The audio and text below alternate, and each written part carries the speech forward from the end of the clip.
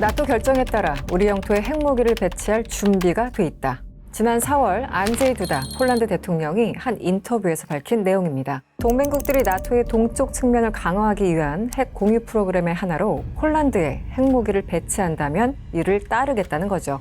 북대서양 조약기구, 즉 나토의 핵 공유 프로그램에 따르면 미국은 핵무기가 없는 회원국 영토 안에 핵을 배치할 권한이 있습니다. 실제 미국은 유럽 내 벨기에, 네덜란드, 독일, 이탈리아, 튀르키예 등 5개국의 총 6개 기지에 핵무기를 배치해 둔 것으로 알려져 있죠.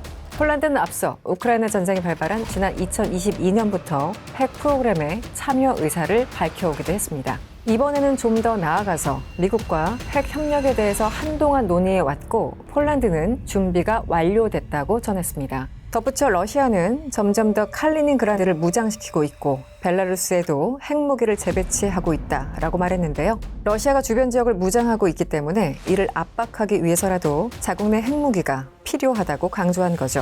폴란드 대통령 발언에 대해서 러시아 드미트리 페스코프 크렘린 대변인은 폴란드가 핵무기를 배치할 가능성이 있으며 러시아는 이에 대비해서 안보 보장을 위해 필요한 모든 조치를 취할 것이라고 맞대응했습니다. 러시아 외무부 차관 역시 계획을 이행한다면 해당 물체가 표적이 될 수 있고 러시아 군사계획의 최전선에 있을 것이라는 사실을 이해해야 한다고 경고했습니다. 이같이 러시아의 강력한 위협에도 폴란드 영토 내 핵무기 배치 여부는 계속 논의되고 있는데요. 그렇다면 폴란드 이번 결정에는 어떤 배경이 있는 걸까요? 안녕하세요. 저는 이승원이고요. 오늘은 폴란드에 대해서 조금 더 가까이 들여다보겠습니다.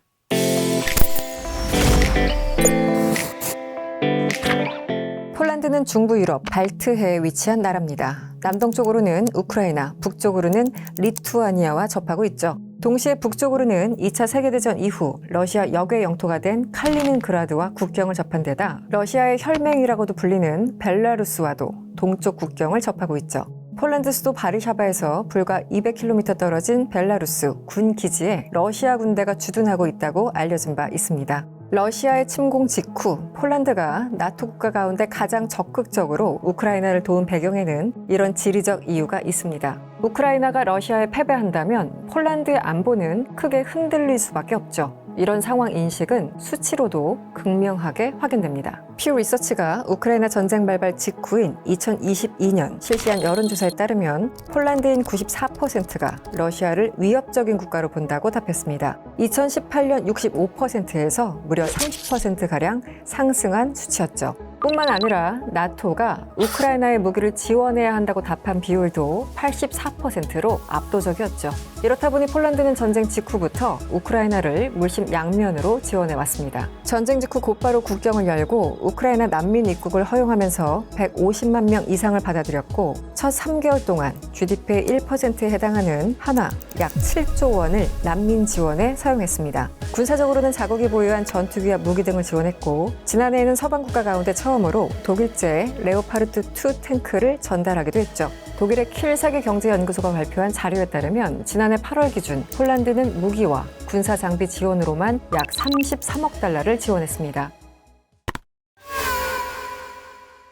이처럼 우크라이나를 지원하는 이유는 지리적인 위치뿐만 아니라 역사에서도 찾아볼 수 있죠. 사실 폴란드는 15세기에서 17세기경에 소위 말해 아주 잘 나가는 나라였습니다. 리투아니아와 연방을 구성해서 유럽에서 가장 넓은 영토를 지배하는 등 영향력이 상당했었죠. 하지만 17세기 중반부터 연방이 급격히 쇠퇴했고 결국 폴란드는 러시아와 오스트리아 그리고 프로이센에 의해서 영토가 세 갈래로 분할돼 1795년 지도에서 완전히 사라지게 됩니다. 이때 러시아는 폴란드 영토의 상당 부분을 식민 통치하면서 폴란드어 교육을 전면 금지했고 이름도 모두 러시아식으로 바꾸게 했었죠. 당시 폴란드인들이 얼마나 비참했는지는 두 번의 노벨상을 받은 저명한 과학자 마리 퀴리가 설명한 일화로 알 수 있습니다. 그가 다니던 초등학교에 러시아 관리인들이 들이닥쳐 너희의 군주는 누구냐? 라고 묻자 당시 퀴리는 러시아어로 러시아 황제 알렉산드르 2세라고 답하고는 선생님 품에 안겨 울었다고 하죠. 폴란드는 이런 비참한 시련을 무려 123년 동안 견뎌야만 했습니다. 그러던 1918년 제1차 세계대전이 끝나고 폴란드는 민족 자결주의 원칙에 따라 마침내 독립을 하게 됩니다. 하지만 자유의 기쁨은 오래가지 못했습니다. 1939년 9월 1일 독일 히틀러가 폴란드 서부 지역을 침공했고 16일 후 러시아는 동부를 공격했죠. 두 국가는 침공 직전에 상호 불가침 조약을 맺고 폴란드 지역을 나눠 가지려고 했던 겁니다.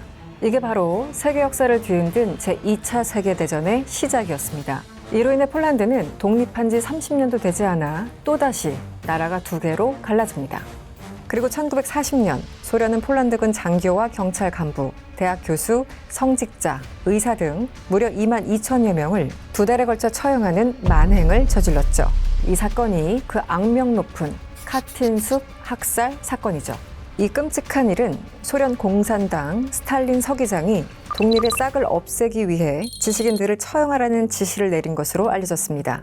이때 비극은 현재까지도 폴란드인들에게 큰 상처로 남은 역사입니다. 1945년 2차 세계대전 종전 이후 식민지 지배에서는 벗어났지만 여전히 공산주의 정권으로 인해 소련의 영향력 아래 있었죠. 폴란드의 완전한 해방은 1991년 소련이 붕괴된 후에나 맞이할 수 있었습니다. 이후 폴란드는 1999년 나토, 2004년 유럽연합에 가입하게 되는데요. 서방 사회에 합류해서 자국을 보호하고 경제를 살리기 위한 노력이었죠. 과거 소련에 대한 씻을 수 없는 기억과 2022년 현존하는 위협이 된 러시아에 대한 인식이 우크라이나를 가장 적극적으로 돕게 된 이유라고 할 수 있습니다. 영국 매체 가디언은 러시아에 시달렸던 폴란드인들은 이번 전쟁이 발발하자 우크라이나인이 우리 대신 싸우고 있다고 생각하며 도왔다고 보도하기도 했죠. 전쟁은 또 다른 전쟁을 만든다. 지금까지 우리가 겪어온 역사적 사실이죠. 폴란드도 이를 우려하면서 과거와 같은 일이 벌어지지 않도록 국방력 강화를 추진해 왔습니다. 우크라이나 전쟁 발발 이전에도 나토가 회원국들에 권고하는 GDP 대비 국방비 지출 비중인 2%를 충실하게 지켜온 국가이기도 합니다. 전쟁 이후에는 국방력 증강에 더 박차를 가하고 있죠. 실제 폴란드는 최근 몇 년 동안 공격적으로 무기를 수입하고 있습니다. 지난해 우리나라와도 20조 원에 달하는 계약을 체결해서 화제가 됐는데요. 한국의 방산을 선택한 이유는 이전에 저희 월드 클로즈업에서도 설명한 적이 있었죠. 영국과도 지난해 40억 파운드, 그러니까 6조 5천억 원 상당의 대러시아 차세대 방공 체계를 공급하는 계약을 체결한 바 있습니다. 2023년 국방비는 GDP 대비 3.9%로 나토 회원국 가운데 유일하게 미국보다 높았고 올해는 4% 수준까지 증액했습니다. 세계에서 14번째로 많은 군비를 지출하고 있는 거죠. 현재 약 15만 명 수준인 병력 규모는 5년 안에 30만 명으로 확대할 계획입니다. 징병제에 대한 국민 여론도 크게 변하고 있습니다. 폴란드는 2009년 징병제를 폐지했지만 최근 여론조사 결과 징병제 부활 찬성 의견이 절반을 넘었습니다. 한편 당국은 폴란드 군사력에서 특히 규모를 강조하고 있는데요. 나토 회원국들이 최첨단 시스템의 국방비를 사용하는 것과 달리 폴란드는 유럽 대륙에서 벌어지는 지상전은 누가 더 많은 규모의 무기와 병력을 갖고 있느냐로 승패가 갈린다고 판단한 겁니다.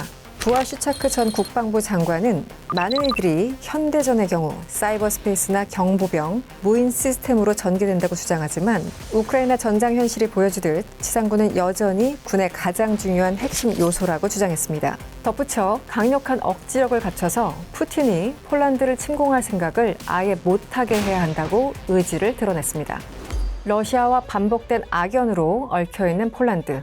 러시아 우크라이나 전쟁이 장기화되면서 폴란드의 불안감은 더 커지고 있는데요. 실제 우크라이나 전쟁 이후 폴란드 동쪽에는 긴장을 증폭시키는 일들이 여러 번 발생했습니다. 커지는 안보 위기에 도널드 투스크 폴란드 총리는 유럽의 전쟁은 더 이상 옛날 이야기가 아니다. 2년 전부터 눈앞에 현실이 됐다며 2차 세계대전 이전 시대로 회귀한 사실에 익숙해져야 한다. 이것은 과장이 아니고 나날이 명확해지고 있는 사실이라고 경고했습니다. 끝이 보이지 않는 전쟁에 무기고를 채우고 있는 폴란드. 부디 그 무기고의 문이 열리지 않기를 바라봅니다. 월드 클로즈업 이승원이었습니다.